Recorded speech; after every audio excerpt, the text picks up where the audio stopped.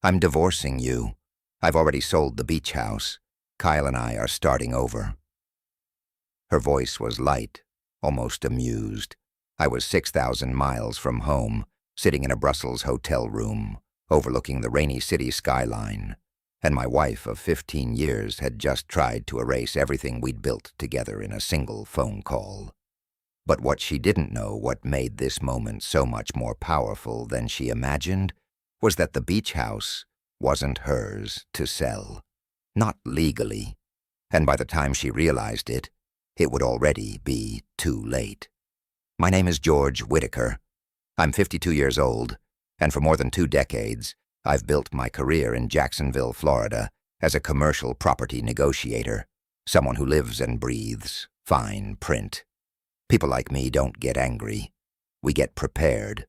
So when Vanessa told me she'd sold the house behind my back and run off with her personal trainer, I didn't panic.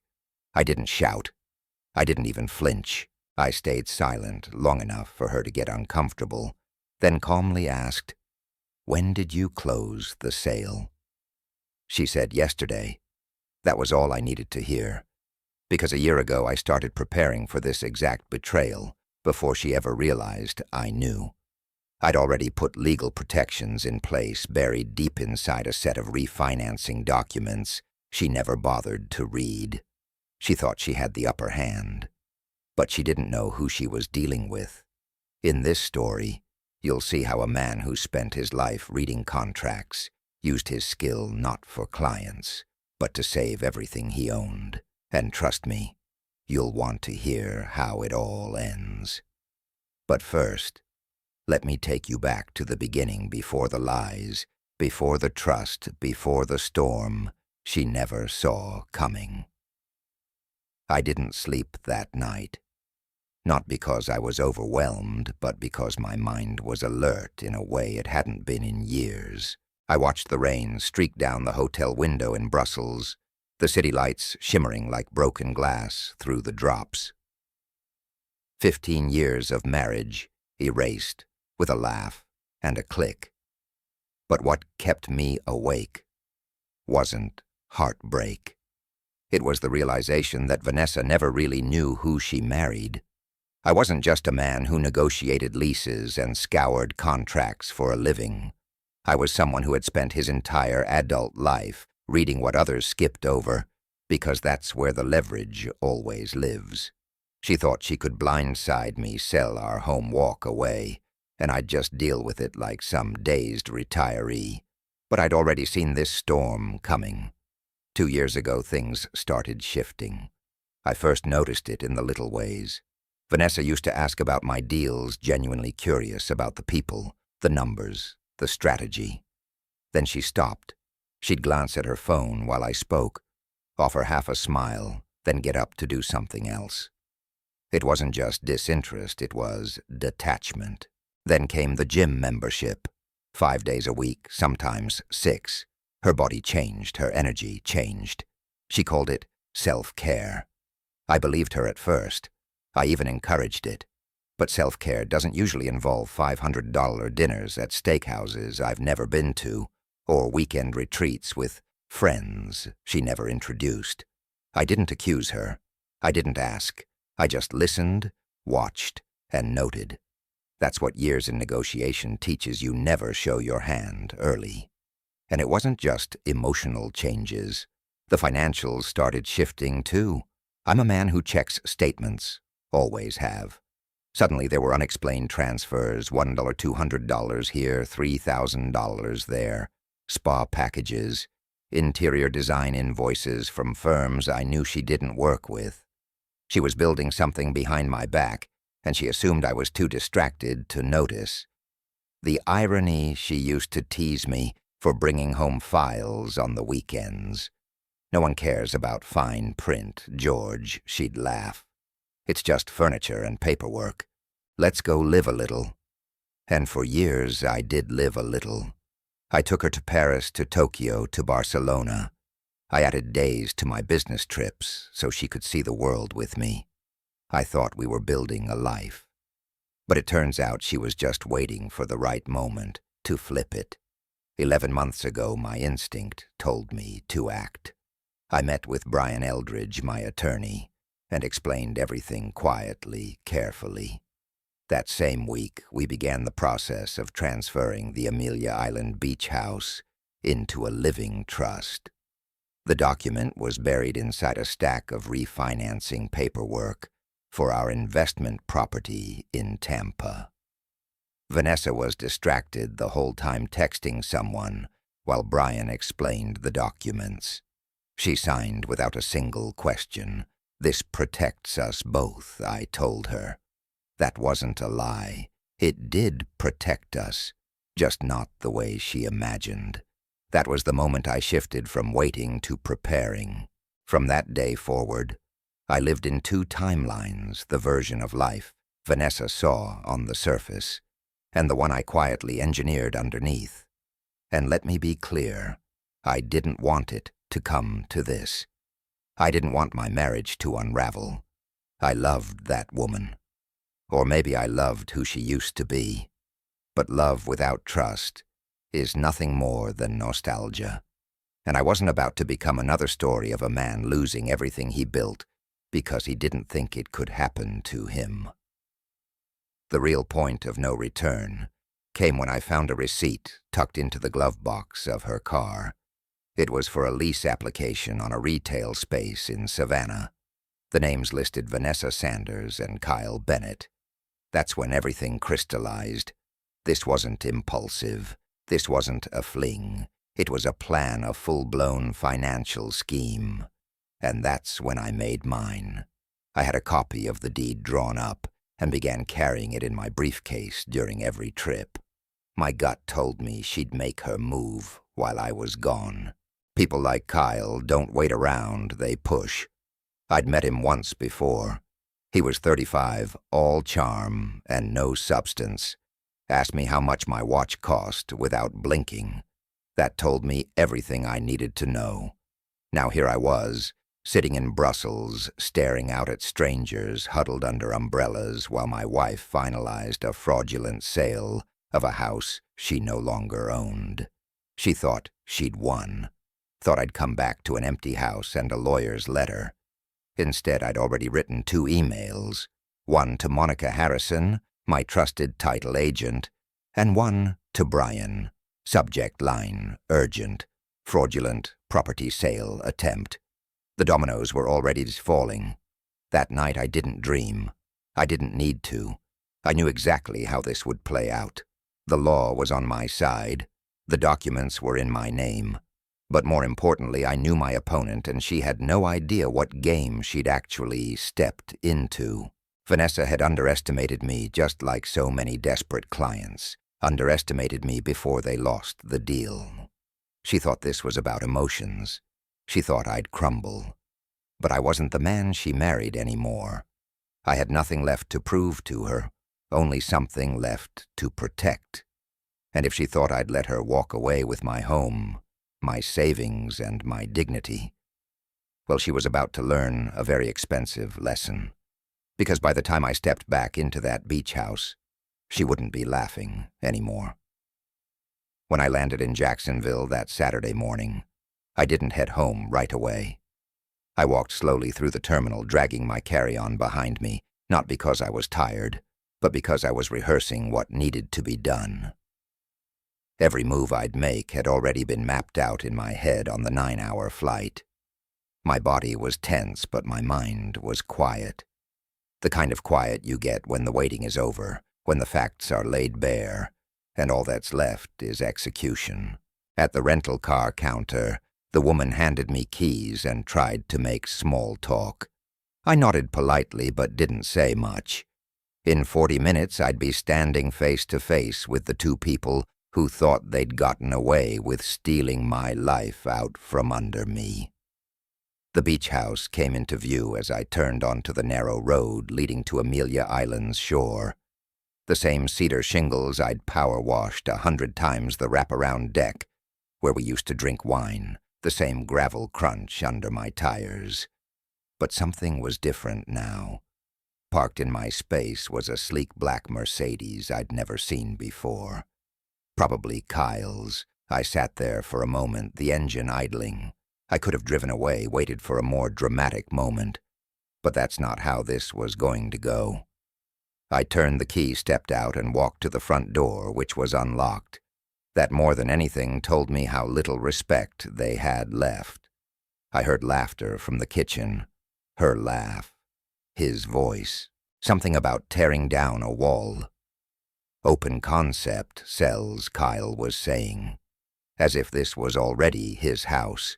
As if they were redecorating for some new future that never belonged to them. I set my suitcase down gently by the entry and walked in. The kitchen came into view like a scene in a movie. Vanessa stood in a sundress I didn't recognize, champagne in hand. Kyle was behind her, one arm around her waist, tapping a tablet screen. When they saw me, Vanessa froze for half a beat, then forced a smile. "George, I didn't expect you back until Monday." Clearly, I said, eyes shifting to Kyle, who had the sense to drop his arm. "This is awkward," he mumbled, already inching toward the hallway. "Actually," I said calmly, "I'd prefer if you stayed. This concerns you, too." That's when her mask cracked. "We don't need to make this difficult, George. I've been unhappy for a long time. We both deserve a fresh start." I nodded slowly. "I agree completely, which is why I've already spoken to my attorney about the fraudulent property sale you attempted. Highlight moment." Her face went pale. For the first time I saw fear in her eyes. She looked at Kyle, who frowned in confusion. "What are you talking about?" she said. I opened my briefcase, pulled out a stack of papers, and placed them neatly on the kitchen island. "The beach house isn't yours to sell. It hasn't been for nearly a year. You said the sale was final." Kyle barked at her. "It was," she snapped back, but her voice cracked halfway through the sentence. I pointed at the deed. "Check the date. Check the name on the trust. You signed those transfer papers last May. Remember those refinancing documents you didn't bother to read?" Vanessa grabbed the pages and scanned them, her hands shaking. "This isn't possible. Not only is it possible, it's legally binding," I said. "The sale you initiated is void. The buyer has been notified. This home was never yours to sell." Kyle looked like someone had taken a hammer to his chest. "I'll wait in the car," he muttered, and hurried out, leaving the sound of the front door swinging shut behind him. Now it was just the two of us. The same kitchen where we used to make dinner, make plans, make a life. She leaned against the counter like it might steady her. "You tricked me," she said, voice bitter. "No," I replied. "I protected my assets. You didn't read what you signed. That's not a trick. That's negligence. Ask the audience. If someone tried to steal your home while you were gone, would you have stayed calm or flipped the table? Drop a comment below and tell me how you'd handle it. And if you admire how George handled it, hit that like and subscribe button right now." She tried again, softer this time. "George, be reasonable. We can split the proceeds. There's no need for lawyers." "There already are lawyers," I said. "Not just mine. The buyer is furious and they're considering legal action for being sold a property you didn't own." "You wouldn't," she whispered. "I'm not doing anything," I said, cold and calm. "I'm just enforcing the legal rights that you ignored." She clenched her jaw and grabbed her phone. "I'm calling my sister's attorney. You won't get away with this. You should absolutely talk to your lawyer," I said, picking up my briefcase. "I'll be staying at the Hilton downtown tonight to give you space. But just so we're clear, this house is not being sold, and I'll be moving back in on Monday." I walked to the door, pausing only when she called after me. "This isn't over, George." I looked back at her, standing in the kitchen alone, now her champagne glass still trembling in her hand. "Actually," I said, "I think it is." I stepped outside, into the salty air of Amelia Island, knowing this battle was far from done. but the opening shot had been fired, and I had just taken back what was mine. What she didn't know yet was that the lies ran deeper than she imagined, and soon so would the consequences. Sunday morning I sat across from Brian Eldridge in his downtown office. The place was nearly silent, the hum of the HVAC system the only sound between us. Outside, the streets of Jacksonville were still. Inside, it felt like the calm before another storm. Brian looked tired but focused, a man who'd been in this game long enough to know when things were about to turn. "There's more," he said, without any preamble, spreading a few documents across his desk. His voice was low, deliberate, as if each word weighed something. "After your call, I had my investigator dig a little deeper." He pushed a folder toward me. Inside were copies of bank statements, credit card receipts, and transfer authorizations, many I'd never seen before. The first thing that hit me was the total $170. That was nearly our entire liquid emergency fund. Quietly and methodically, Vanessa had been siphoning it off month by month into an account in her name only. I felt my stomach tighten, not from surprise but from clarity. I'd spent years advising clients to follow the money when things didn't add up. Now here it was, black and white betrayal, printed in 12-point font. "She's been planning this longer than we thought," I muttered. Brian nodded. "It gets better." He handed over another document, preliminary lease paperwork for a commercial retail space in Savannah. On the lease were two names, Vanessa Sanders and Kyle Bennett. Highlight moment. The betrayal wasn't just personal or emotional. It was strategic, premeditated, and driven by greed. "Looks like they're opening a boutique fitness studio," Brian said. "Leases signed 3 months ago." "She wasn't just leaving me," I said almost to myself. "She was investing in her next life, using what we built together as startup capital." Brian leaned back in his chair. "There's one more thing. The buyer for your beach house, the one Vanessa claimed had already closed. It's not a real buyer. It's a shell company, registered in Georgia, owned by Jason Bennett, Kyle's brother." The pieces clicked into place like an old safe finally cracking open. They weren't just trying to take the house, they were trying to steal it, below market value flip it, and pocket the difference before I ever saw a dime. What they hadn't counted on was the trust, the fine print. "Me," asked the audience. "Have you ever uncovered a betrayal that went deeper than you imagined? One that wasn't just personal, but calculated? Share your story in the comments. You never know who might need to hear it." I stood up and paced the room, my thoughts racing but controlled. "What are my options?" I asked. "Legally, you're in a strong position," Brian replied. "The trust is solid. The house is protected. We can freeze the accounts to prevent further transfers, but recovering the money she's already taken, that's where it gets tricky. Florida's an equitable distribution state. She could argue it was her half of marital assets. And the fraudulent sale?" I asked. "That's your leverage," he said plainly. "Attempting to sell a property she doesn't own is fraud, potentially grand theft. If we go to court, that becomes a criminal matter. I assume you don't want to press charges." He was right. As much as I wanted to watch her squirm, I didn't want Vanessa in prison. I wanted her exposed, held accountable, but not destroyed. That's not who I am. Brian slid a draft document across the table. "Here's what I propose: a divorce settlement. She returns 60% of the money, waives all claim to the beach house. You waive any claim to her new business. No criminal charges. Clean break. And if she refuses," I asked, already knowing the answer.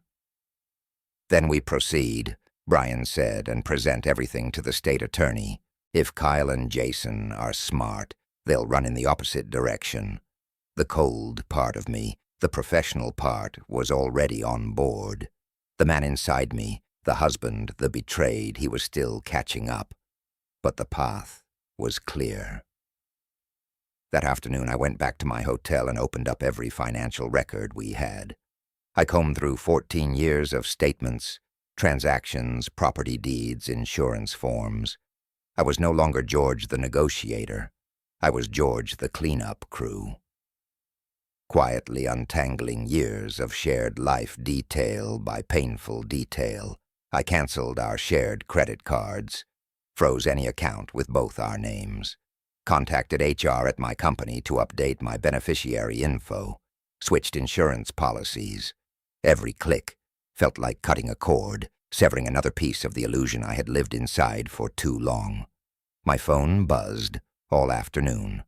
Vanessa, her sister, an unfamiliar number, probably her lawyer. I didn't answer any of them. I wasn't ready to talk, not until everything was in place. Asked the audience, when you found out someone was using you, how did you respond? Did you confront them, or did you build your case in silence? Let us know below. And if you've ever had to protect what's yours, tap that subscribe button. You're not alone. As the sun began to set, I looked out over the river from my hotel window. The water moved steadily, a mirror to the stillness I felt inside. No chaos, no anger, just a strange, focused peace. I'd spent my life helping others close deals. Now I was using those same tools to protect myself. And soon I'd be standing in the beach house again, not as a man blindsided by betrayal, but as the one holding every card they never bothered to read. Monday morning came with a kind of sharp clarity I hadn't felt in years. No hesitation, no second-guessing. I checked out of the Hilton just after 8 a.m., stepped into the same rental car, and drove straight to the county courthouse. Brian had filed the divorce petition first thing, along with an emergency motion to freeze all property transfers tied to either of our names. By 10:15, a judge had signed the order. No matter what else Vanessa had planned, she couldn't legally sell, transfer, or encumber the beach house now, even if the trust somehow didn't hold up, which it would. Next, I drove to First Coast Bank and met with Thomas Parker, an old client from my earliest years in real estate negotiation. He greeted me with a quiet handshake and an understanding look, the kind professionals share when no words are needed. Within 45 minutes, we had my accounts split. My name pulled from the joint checking, my investments secured, my savings accounts protected under a new trust. The remaining funds that Vanessa hadn't touched were now completely out of her reach. I looked across the desk at Thomas and asked, "Can you tell me when the next automatic payment to Elite Fitness is scheduled?" He checked the system. $300 monthly scheduled for tomorrow. It's been going out for about 18 months. Cancel it, I said, and cancel any other automatic payments except utilities for the beach house.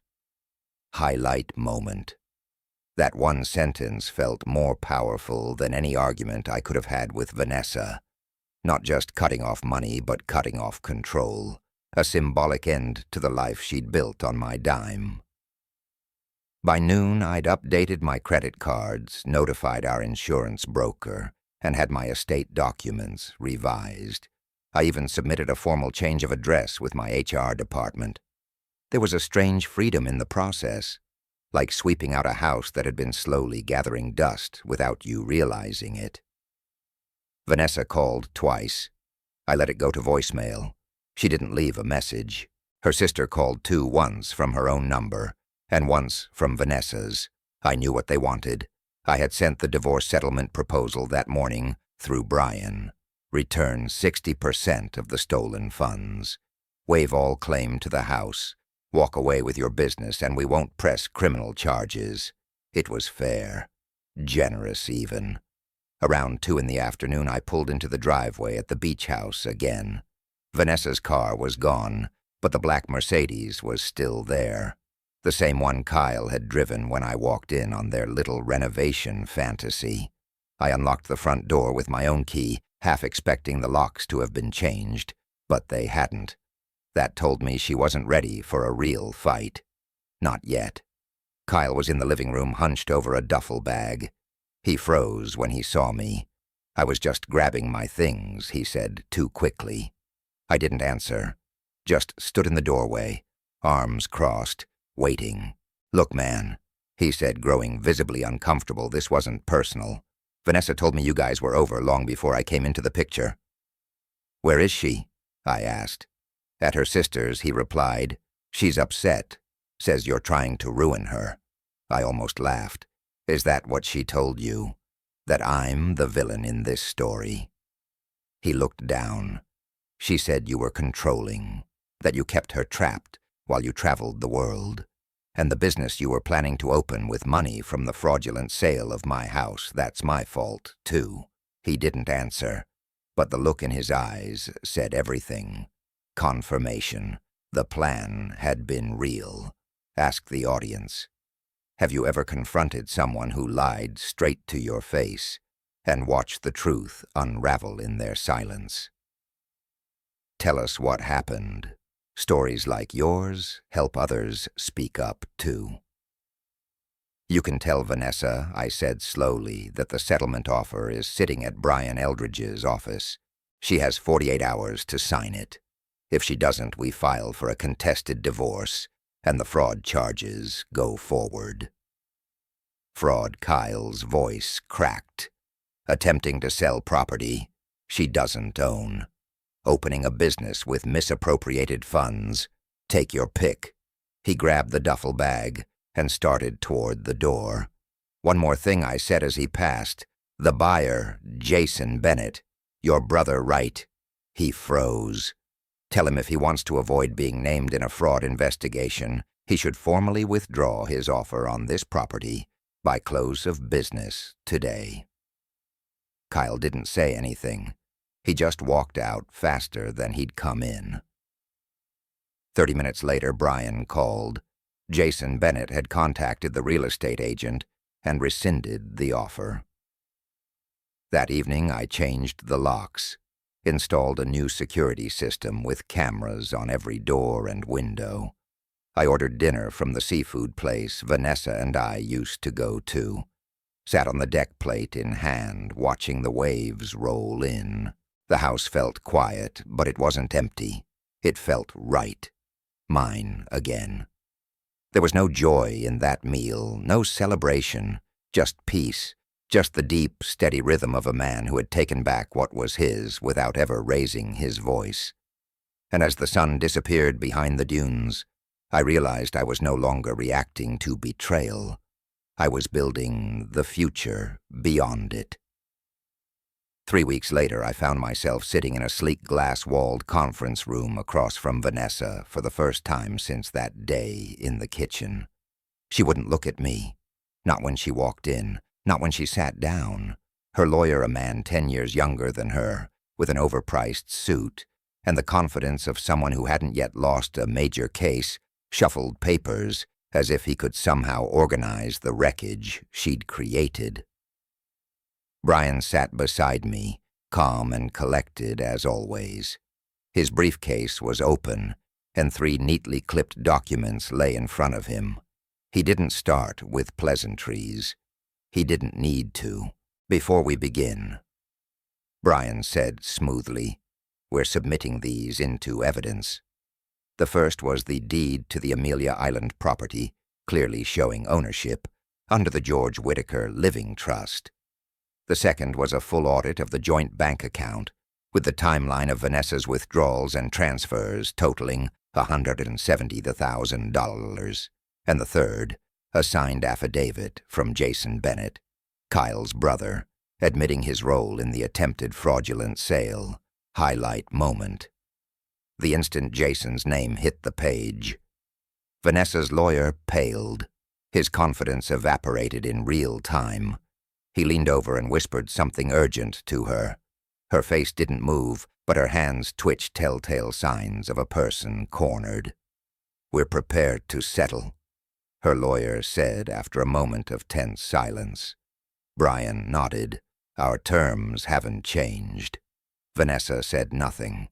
She kept her eyes down while her lawyer reviewed the agreement she'd return $100,000 of the misappropriated funds. She'd waive all claims to the beach house and any properties listed under the trust. In return, I'd waive any rights to her new business venture and agree not to pursue criminal charges against her Kyle or Jason. Vanessa finally looked up. Her voice was low-tired, and if I refuse, Brian didn't hesitate. Then we move forward. The fraud charges go to the district attorney's office. The total amount exceeds $100,000. That's a felony in Florida. Her attorney reached for her hand, whispering again. They left the room to confer in private. Ask the audience, if you were in George's shoes, would you settle or press charges? Have you ever had to choose between justice and mercy? Share your thoughts in the comments, and don't forget to like and subscribe if you think protecting what's yours is worth fighting for. I sat there in silence while they were gone. Not angry, not bitter, just finished. I had nothing left to say to Vanessa. After 15 years, this was how it ended, not in a shouting match or a tearful goodbye, but with lawyers, documents, and a bitter kind of clarity. That was the part no one tells you about divorce. Sometimes it doesn't explode. Sometimes it just stops. They returned 17 minutes later. Vanessa still wouldn't meet my eyes. We accept the terms, her lawyer said. We signed the papers one after another, our names side by side for the last time, no longer on anniversary cards or mortgage checks, but on legal settlements and asset divisions. Vanessa's signature looked exactly like it had 15 years ago when we got our marriage license, but now it felt like a stranger's name. Afterward, Brian and I stepped outside into the Florida sun. It was mid-afternoon, the air heavy with humidity, but I felt lighter than I had in months. Not happy, not yet, but unburdened. The next few days were quiet. No calls, no emails. Vanessa wired the funds as agreed, and we confirmed receipt. I had Monica pull the transaction history to be sure. Everything lined up. The house was still mine. The trust stood strong. And the damage, while significant, had been contained. I heard from a friend a week later that Vanessa and Kyle had opened their boutique fitness studio in Savannah, but on a smaller scale than originally planned. Apparently, the early months hadn't gone smoothly. Equipment delays, low membership, unexpected costs. It didn't surprise me. They'd built their future on a foundation of lies, and those never hold up long. Still, I didn't feel satisfaction, just a sort of distant sadness. Not for her, for what we could have been, for the version of us that once felt real. I focused my energy on what I could control. I hired a crew to finish the repairs on the beach house, replaced the weather-worn siding, upgraded the kitchen appliances, installed hurricane-grade windows. The work wasn't just practical, it was symbolic. Every upgrade was a small act of reclaiming something that had nearly been stolen. Ask the audience. Have you ever had to rebuild something after someone tried to tear it down, physically, emotionally, financially? What helped you move forward? Drop your experience in the comments. It might inspire someone else to take the first step. One evening after the contractors had packed up for the day, I stood barefoot on the deck with a coffee in hand, watching the tide roll in. The sun was dipping low, casting long shadows across the water. The ocean didn't care about betrayal. It moved forward regardless. There was something peaceful in that thought. That was when Monica called. "Hey, just checking in," she said. "How's the house?" "Getting better every day," I told her, watching two pelicans glide past the horizon. "I might have another opportunity for you," she said. "Investment property. Solid numbers. Similar structure to what we did with the trust. Send me the details," I said. "I'm interested." We hung up. and I sat back in the deck chair, the ocean breeze brushing against my face. The house was no longer a memory. It wasn't a monument to what had been. It was just a house again, but this time on my terms. And somewhere deep inside, I knew I wasn't just closing a chapter. I was finally ready to write something new. 6 months passed, quietly, without drama, without legal letters, without unexpected voicemails. The divorce had finalized 3 months ago, and with it came the final transfer of funds, the last paper signed, the last piece of shared life divided. Vanessa hadn't reached out. I hadn't expected her to, and in truth I didn't want her to. There was nothing left to say. The beach house, once a symbol of everything we were building together, had transformed. The new siding held up strong during the first coastal storm of the season. The upgraded kitchen with quartz counters and soft-close cabinets felt like mine now, not a place filled with ghosts. I'd replaced the bedroom furniture, got rid of the couch we'd picked out together in Charleston. Bit by bit, I removed her fingerprints from the space. Not out of spite, but out of necessity. A home can't heal if it still echoes someone who tore it apart. Most mornings began with coffee on the deck. Just me, the sea breeze, and the horizon. Sometimes I'd bring a book. Sometimes I'd bring silence. And sometimes I'd bring a notepad and just start sketching out numbers, investment projections, property comparisons, leads Monica sent me. She'd been right about the last one. The commercial space in downtown Jacksonville was a solid purchase. 3 long-term tenants, 2 of whom had been in their offices for over a decade. Stable cash flow, minimal maintenance. The kind of property a younger George would have celebrated with champagne. Now I celebrated by walking the building on Sundays, talking with tenants, shaking hands with the janitor. Simple things, real things, highlight moment. It hit me. One morning, this was the first time in years I was building something for myself. Not for a partnership, not for a marriage, not for someone else's dream dressed up as a shared vision. The business side of me had awakened again. Not the man who flew across the world cutting deals in industrial parks, but the part of me that enjoyed the math behind long-term payoff. I started researching other opportunities, medical office spaces, logistics facilities, near the port, even mixed-use units in St. Augustine. For the first time in a long time, the future didn't scare me. It intrigued me. I also started running again. Slow at first, just around the neighborhood, then longer stretches along the sand. I lost 12 pounds without really trying. My doctor noticed. So did Monica in a subtle way only old friends can pull off. Retirement looks good on you, she said over lunch one day. This isn't retirement, I told her. This is phase 2. We laughed, but I meant it. I wasn't done. I wasn't even close. One afternoon I drove up to Savannah, not out of pettiness, out of curiosity. I didn't park near the studio. I didn't even get out of the car. I just watched from across the street. It was a nice enough place, clean branding, minimalist decor, the kind of space that looks like it belongs on an Instagram story. There were maybe 4 cars in the lot during what should have been peak hours. I stayed for 15 minutes. That was enough. There was no gloating in it, no smug satisfaction, just confirmation. She got what she wanted. She built what she thought she needed. But dreams built on lies rarely grow beyond the surface. Ask the audience, have you ever looked back at someone who wronged you and felt nothing? Not anger, not pity, just a kind of calm distance. Share what that moment was like for you in the comments. And if you're finally past the pain, hit that like button for your own peace.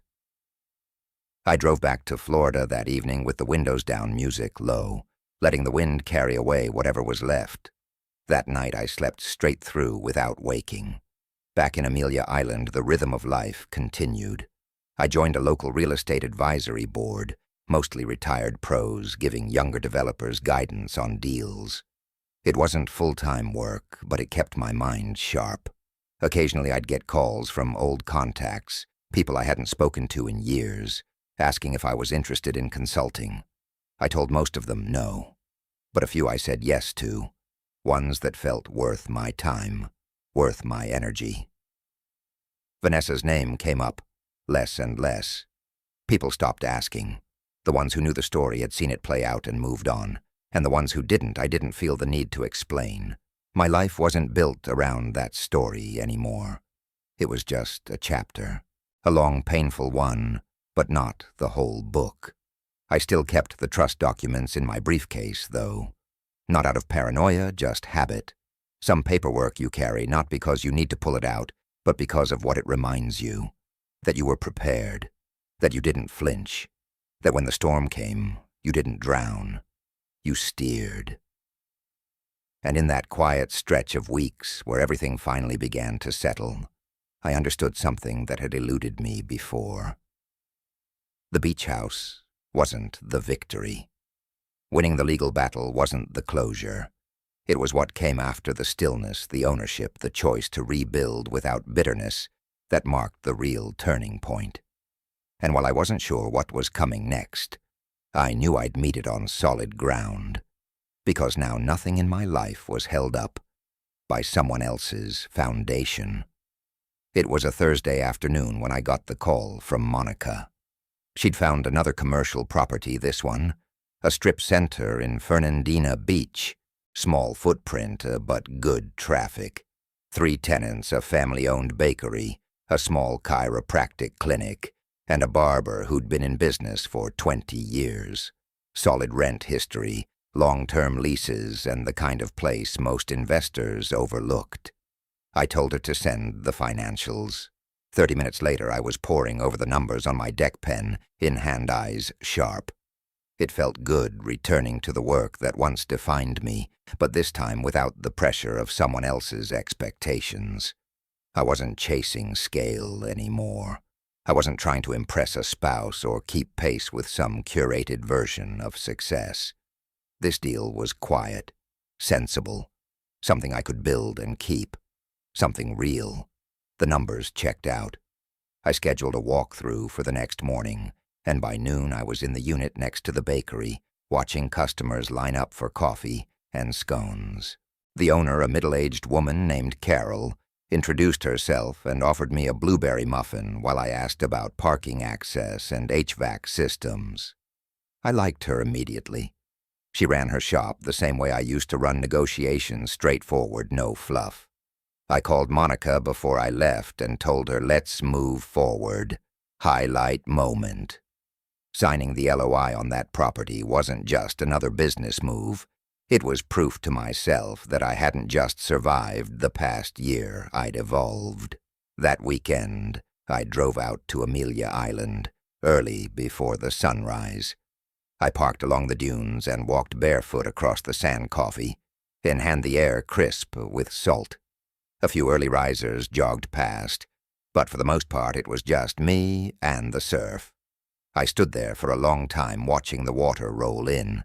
Every wave the same yet entirely different. That's what healing had started to feel like. For years I had measured success in terms of negotiations, closed deals, made square footage, leased. But this moment of complete stillness, of having no one to answer to but myself, this was something else entirely. Vanessa didn't come to mind often anymore, but when she did, it wasn't with pain or regret. Just distance. She was part of the past. A chapter closed not with rage or revenge, but resolution.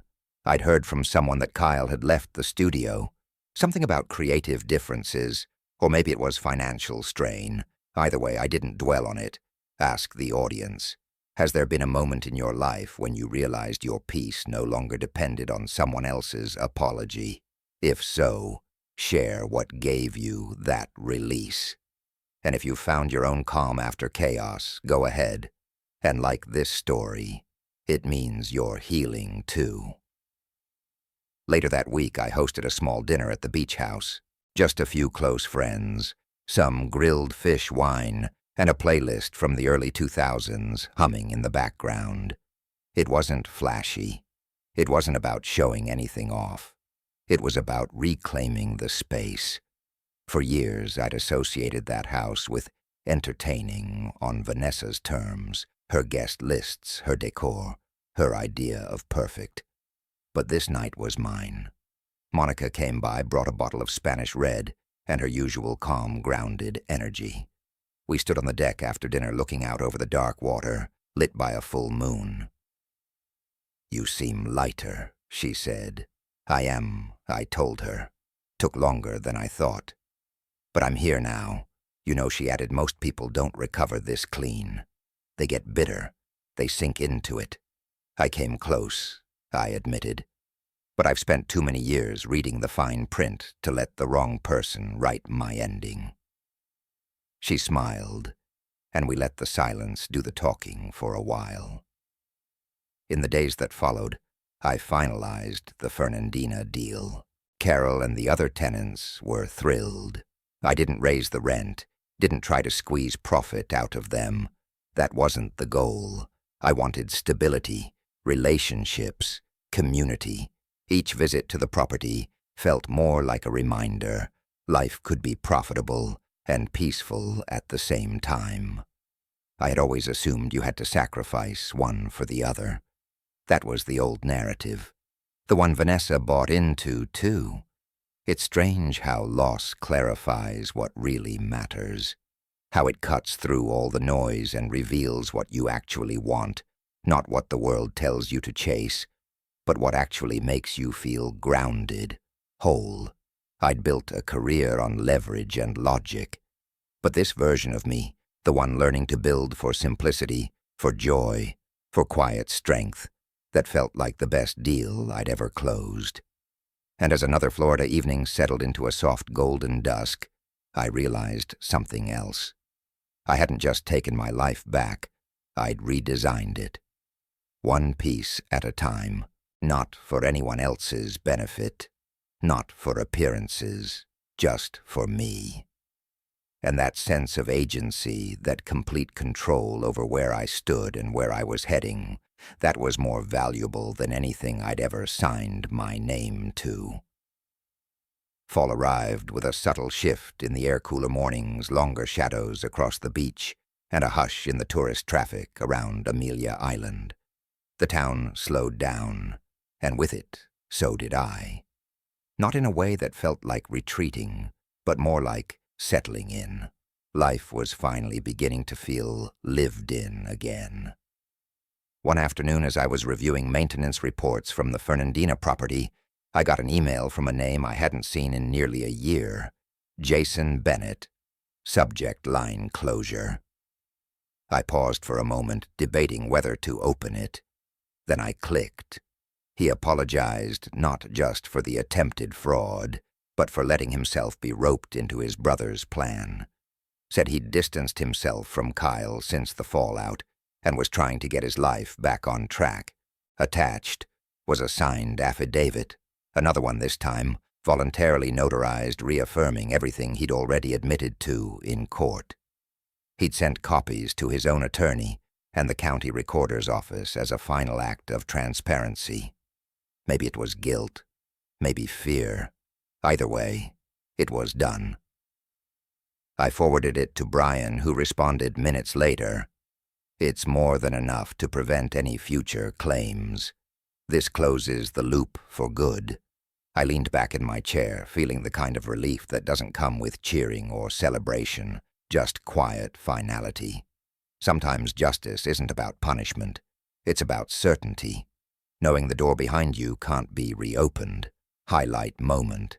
That final affidavit wasn't just paperwork. It was the last shadow of doubt erased, the full arc of betrayal finally sealed shut. That night I walked the beach alone. The tide was high, the stars clear. I didn't bring music or a phone, just silence. For the first time in nearly 2 years, I didn't feel like I had to look over my shoulder, ask the audience. Have you ever waited a long time for real closure, something undeniable, something final? How did it change the way you walked into the next part of your life? Share your experience in the comments below.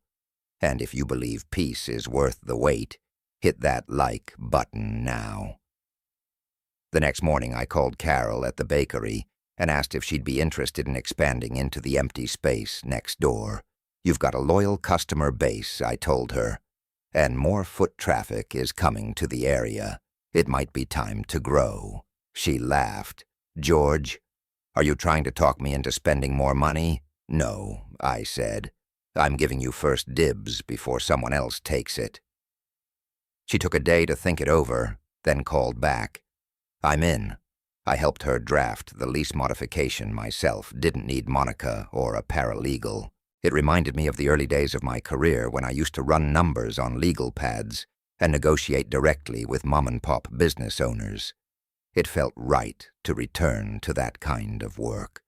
No ego, just partnership. A few days later, I drove up the coast for a weekend retreat, hosted by the advisory board I'd joined. It was nothing fancy, a rented conference center, some evening panels, a modest dinner. But being surrounded by others in my field, again sharing ideas, mentoring the younger investors, it made me realize how much I'd missed the conversations. The challenge of refining a deal. The back and forth of strategy without cutthroat tactics. One of the speakers, a retired developer from Atlanta, gave a talk titled What We Build After the Storm. He spoke about losing everything twice and coming back smarter each time. At one point, he said the buildings you put up after pain are the ones that actually reflect who you are, not who you were trying to be. I don't usually get sentimental about business metaphors, but that one stuck. Ask the audience. Has there ever been a time in your life when starting over actually brought you closer to your real self, closer than the life you thought you wanted? If so, leave a comment. Someone else might need your perspective today. When I returned home Sunday evening, the beach house was quiet, but it didn't feel empty. It felt solid. It felt earned. I made dinner, just grilled fish and vegetables, and sat on the deck with a glass of wine, the sky glowing orange over the Atlantic. There was a light breeze, and the only sound was the waves and the occasional cry of a gull. I thought about how far I'd come, not in distance but in depth. There are kinds of healing that happen in hospitals or therapy offices. Then there's the kind that comes from facing the silence, from living in the same place where the pain started, and refusing to let it define the walls. I wasn't just surviving anymore. I was expanding, not in wealth, in clarity, in confidence, in space. Everything I'd built emotionally, financially, even physically, was now mine in every sense. Not because I took it, because I refused to let someone else take it from me. And that I realized was the lesson I hadn't been able to articulate until now. You don't win by getting even. You win by building something no one else can touch. About a month after the advisory retreat, I got a voicemail from an unknown number. The voice was unmistakable, Vanessa.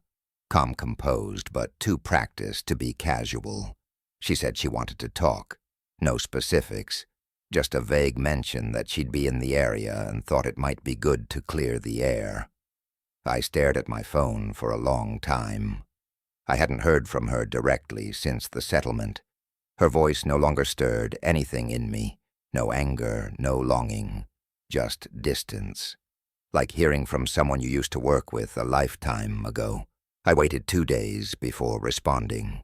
I told her I'd be at the cafe near the marina on Thursday morning if she wanted to talk. Nothing more. No warmth, no promises. Just a time and place. If she didn't show, I wouldn't lose a minute of sleep. She arrived 5 minutes late. Sunglasses, leather tote, a little more dressed up than necessary for a coastal cafe. I stood to greet her but didn't offer a hug. She noticed. We sat down, and for a few seconds she just looked at me like she was studying the damage. But there wasn't any left. "You look different," she said, finally. "I feel different," I replied. We ordered coffee, hers with oat milk, mine black, just like always. She skipped past small talk and went right to it.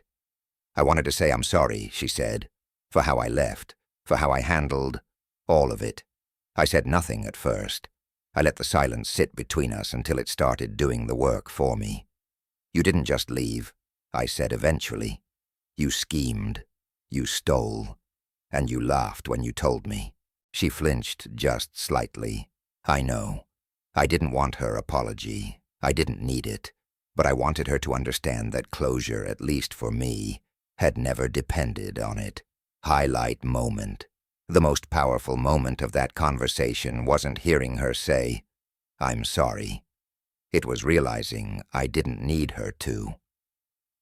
Ask the audience. Have you ever been offered an apology that came too late to matter, or one that made you realize you'd already moved on without it? Tell us in the comments, and if you believe healing happens long before closure arrives, go ahead and hit like. "I've paid for what I did," she said. "Not bitter, just tired. The business is failing. Kyle's gone. I had to move out of Savannah." I nodded once. Not because I was glad, but because none of that was mine to carry anymore. "I didn't come here to ask for anything," she continued. "I just needed to see that you were okay, that you really made it through." "I made it through," I said, "but not because of you. In spite of you." She took that in, then reached into her tote and placed an envelope on the table. "I found this," she said, when I was cleaning out the storage unit. "It's the receipt from our first night at the beach house, the night we closed. Thought you might want it." I opened it. It was from a small seafood restaurant, down the road, crab cakes, wine, and a note scribbled on the back in her handwriting. "This is our forever place." I set it down, looked back at her. "I'm keeping the receipt," I said, "not the sentiment." She managed a small smile. "Fair." She left shortly after. No hugs, no promises to stay in touch. Just a quiet goodbye, and the click of her heels fading down the sidewalk. I sat there for another 20 minutes, sipping the rest of my coffee, letting the wind blow in off the water. For a brief moment, I thought about the early years before the betrayal, before the silence. But only for a moment. Later that evening, I tucked the receipt into a drawer in my study, not because I needed to look at it, but because it was a reminder of how far I'd come from that night, and from the man who once believed forever could be built without reading the fine print. The next morning, I got a call from Carol. The new ovens for her bakery expansion had arrived early, and she wanted help checking the gas connections. I told her I'd be there in an hour. As I walked out the door, I looked back at the beach house one more time, sunlight pouring through the new hurricane windows. The deck boards, freshly oiled, the front gate open, like it was inviting something new in. Because that's what the past year had become. Not a story about betrayal, but about ownership. Ownership of mistakes, of growth, of space, of peace. I wasn't running from anything anymore. I was walking toward what I built, on my terms. It was early Saturday morning when I pulled into the lot behind Carol's bakery. The sun hadn't fully broken through the coastal mist yet, but the scent of warm dough and cinnamon was already floating through the air. Carol stood near the back entrance sleeves, rolled up clipboard in hand, inspecting the newly installed ovens like a general, surveying her troops. "Everything working?" I asked, stepping inside. "Better than I expected," she said with a smile. But the gas line was angled too tight. I didn't want to risk it. I crouched down, took a look myself. She was right. It wasn't dangerous, not yet, but overtime wear like that leads to real problems. I flagged it, called the installer myself, and set up a fix by Monday. 15 minutes later, she handed me a cinnamon roll on a napkin and called it consultant pay. It wasn't about the pastry. It was about being part of something, again, grounded in the kind of work that builds community instead of just portfolios. The Carol lease had been the first time in years that I'd negotiated something where I knew every person it would affect and cared about each one.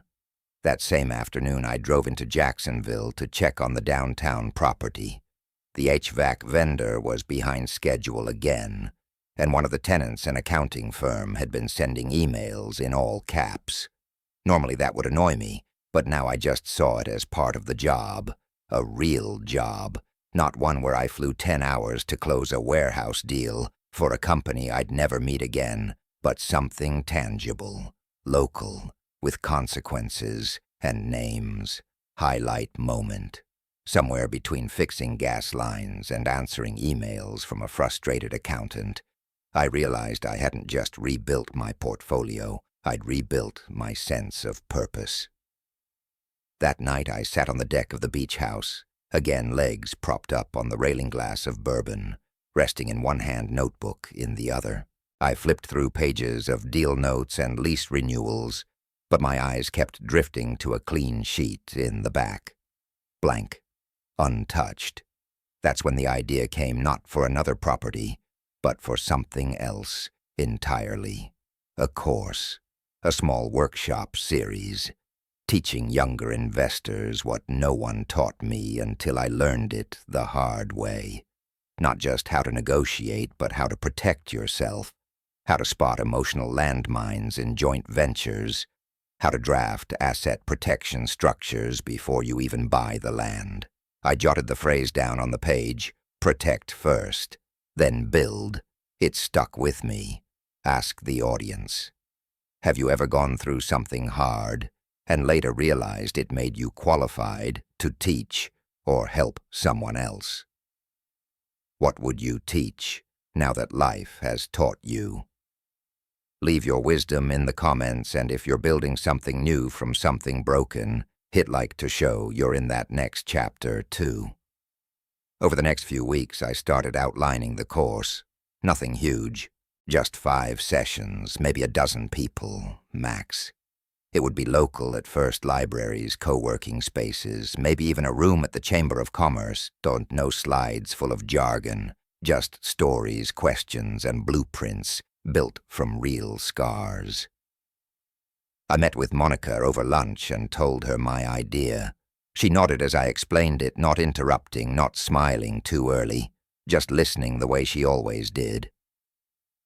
You know, she said, I think that's what healing looks like. What?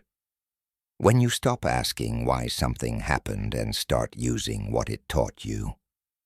I didn't say anything, just sat back, letting those words find a place to settle. That evening I sent a message to a few contacts, realtors, brokers.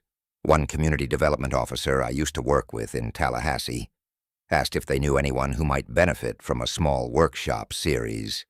Within 24 hours, I had 8 names and 3 callbacks. It wasn't huge, but it was enough to start. Not every storm leaves rubble. Sometimes it leaves building material. The beach house looked different now, not just structurally, but emotionally. It no longer reminded me of what I lost. It reminded me of what I'd protected, what I'd preserved. It had become the quiet center of a life, reimagined, not a museum for a failed marriage. I didn't feel like someone recovering from betrayal anymore. I felt like someone stepping into purpose, not because I needed to prove anything, but because I had something worth passing on. And deep down, I knew what had started as a crisis was beginning to evolve into something much more enduring. The morning of my first workshop, I stood in a small conference room at the local business center, a fresh pot of coffee brewing in the corner, a dozen folding chairs set up in neat rows. It wasn't glamorous. There were no cameras, no slideshows, no flashy branding. Just me, a stack of handouts, and a whiteboard. A year ago, I was unraveling my life one legal document at a time. Now I was here passing on the very tools that had helped me survive it. That shift didn't happen all at once. It came in layers, in quiet moments, in decisions no one saw. Healing had nothing to do with getting back what was lost. It had everything to do with choosing what comes next and building it on your terms.